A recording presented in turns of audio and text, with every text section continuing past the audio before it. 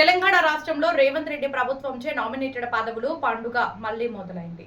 ఇప్పటికే పలు దఫాలుగా కొన్ని నామినేటెడ్ పోస్టులు భర్తీ. ఇప్పుడు పలు కార్పొరేషన్లకు టీపీసీసీ చీఫ్ మహేష్ కుమార్ గౌడ్ చైర్మన్లను ప్రకటించారు.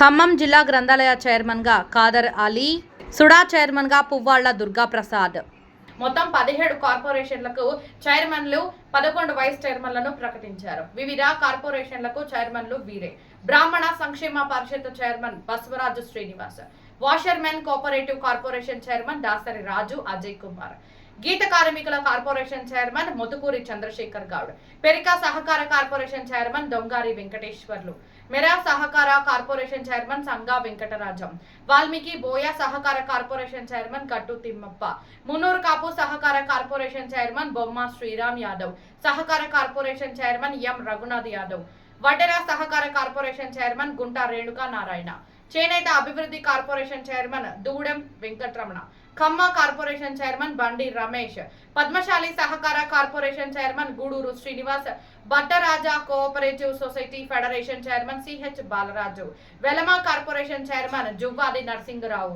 గొర్రెలు మేకల అభివృద్ధి సహకార federation chairman Kolle Saritha, livestock development agency chairman Charan Kaushik Yadav, Telangana Telugu academy chairman proprietor Venkatanarayana అని తెలియజేశారు.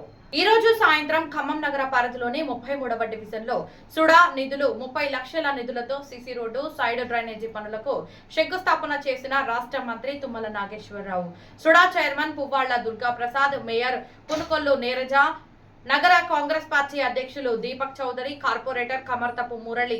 ఈ కార్యక్రమంలో డివిజన్ కార్పొరేటర్ తోట ఉమారాణి, డివిజన్ కాంగ్రెస్ పార్టీ నాయకులు తోట వీరభద్రం, నున్నా సత్యనారాయణ, నల్లబెల్లి గౌతమ్, దొంగరి అప్పారావు, సాదే శంకర్, పండు తదితరులు పాల్గొన్నారు.